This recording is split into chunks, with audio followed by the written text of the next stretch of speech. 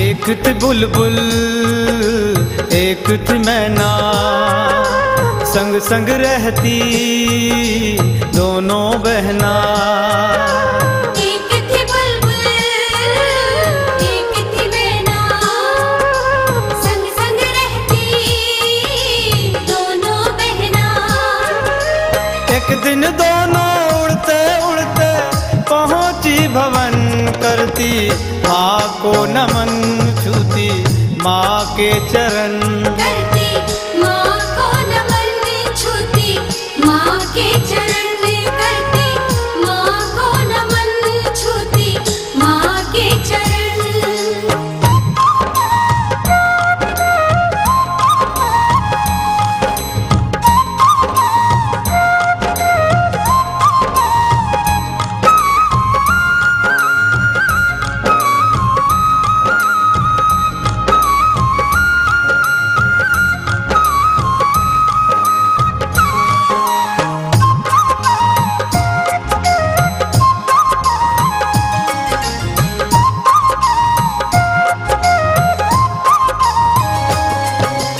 अपने पंखों में जल भर कर माँ के चरण धुलाती। माँ के चरण धुलाती, माँ के चरण धुलाती। माँ के सुंदर चरण कमल में मेहंदी खूब रचाती। मेहंदी खूब रचाती, मेहंदी खूब रचाती। माँ अम्बे से उन दोनों की लागी लगन, करती माँ को नमन, छूती माँ के चरण। करती माँ को नमन, छूती माँ के चरण। करती माँ को नमन, छूती माँ के चरण।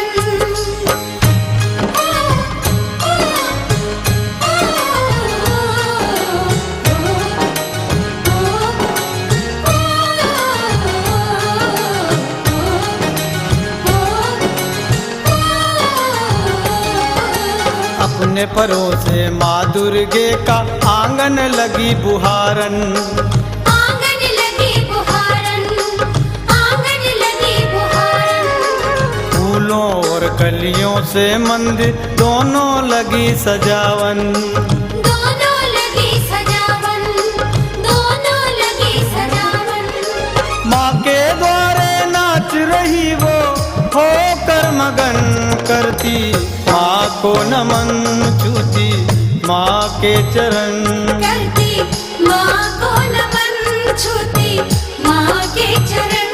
करती माँ को नमन, छूती माँ के चरण।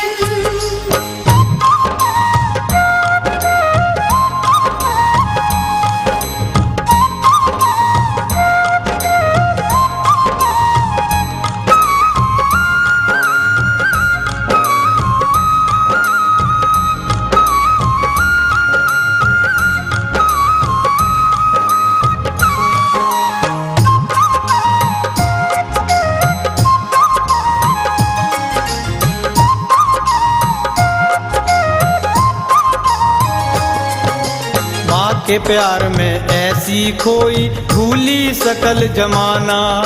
भूली सकल जमाना, भूली सकल जमाना। माँ की शरण में जीवन बीते सच्चा यही ठिकाना। सच्चा यही ठिकाना, सच्चा यही ठिकाना। जगदम्बे के सन्मुख बैठी गाती भजन, करती माँ को नमन, छूती माँ के चरण। करती माँ को नमन, छूती माँ के चरण। करती माँ को नमन, छूती माँ के चरण।